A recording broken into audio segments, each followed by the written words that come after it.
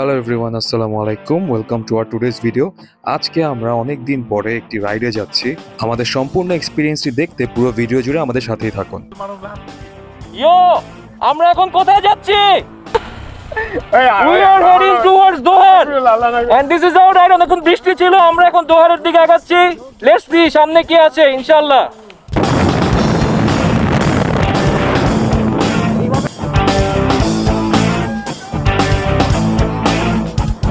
সকাল সকাল বের হওয়ার কারণে খুব দ্রুতই আমাদের ক্ষুধা লেগে যায় আর আমরা একটি রেস্টুরেন্ট খুঁজতে থাকি এবং অবশেষে অনেক দূর পথ চলার পরে আমরা ছোট্ট একটা হোটেল খুঁজে পাই।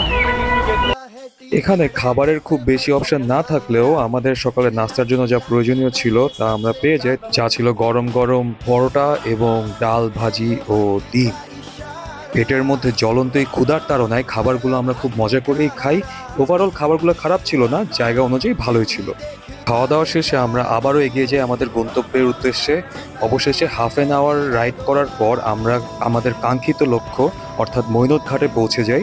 মৈনট ঘাট পৌঁছানোর পর পদ্মার পাড় ঘেঁষে এভাবে বাইক রাইড করা ছিল আমার জীবনে একটি নতুন এবং অন্যরকম অভিজ্ঞতা। আমরা কই এখন? আমরা কোথায়? আমরা এখন কোথায়? আমরা হলো পদ্মার পাড়ে। এই যে পদ্মা, এই যে পিছে পদ্মা, সামনে পদ্মা, ডাইনে পদ্মা, বামে পদ্মা। অনেক এক্সাইটেড হয়ে আছি। How are you feeling? খুবই সুন্দর জায়গা, এত সুন্দর জায়গা আমি আমার জীবনে দেখিনি। আমার চোখ ব্যথা হয়ে গেছে চোখ মেসমেরাইজড। বাবু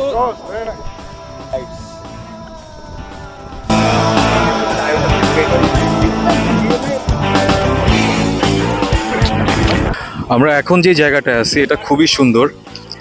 এখানে ছোট ছোট চৌকি পাতা আছে। এই যে আমার বন্ধু তো শুয়েই পড়ছে, আশপাশে অনেকেই দেখবেন এখানে রেস্ট করতেছে যারা বাইক টাইক নিয়ে আসছে।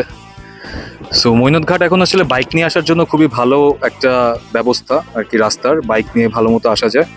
কি সুন্দর ভিউ, জাস্ট দেখেন ভিউটা দেখেন, ওয়ান্ডারফুল, ইটস মেসমেরাইজিং। নদীর চোখের সামনে পদ্মা নদী, কি সুন্দর ভিউ। আর এই রাস্তাটা দিয়ে বাইক চালাইতে অন্যরকম একটা অভিজ্ঞতা লাগতেছে। এক্সিলেন্ট।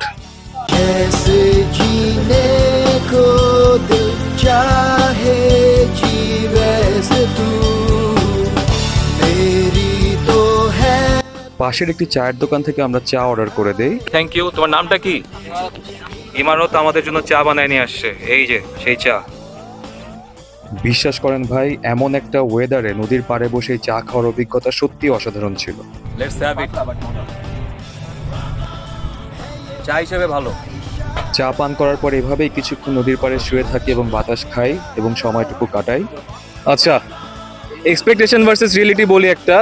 আমরা মৈনট ঘাটের যে ভিডিও দেখে আসছিলাম ওখানে দেখাইছিল যে আশপাশে অনেক আর কি ছাতা আছে, বিচ আছে, বালু আছে, বাট এখানে দূর দূরান্ত পর্যন্ত খা করবে। ওই দিকে দেখা যাচ্ছে, দেখেন পিছিয়ে কিছু দোকানপাট আছে, এছাড়া আসলে এখানে কিছুই নাই। এখানে মিনি বিচ বলতে আসলে ধোকা ছাড়া আর কিছু খাবেন না যদি দেখতে আসেন, বাট এনজয় করার মতো সুন্দর ওয়েদার আছে। That's the best thing. It is ঘাট আর কি। এরপর আবার আমরা রওনা হয়ে যাই ঢাকার উদ্দেশ্যে। আসার পথে আমরা কলাকোপা বান্দরা সেই বিখ্যাত মিষ্টিগুলো ট্রাই করি, যা থাকছে নেক্সট ভিডিওতে। Till then stay tuned. Thank you.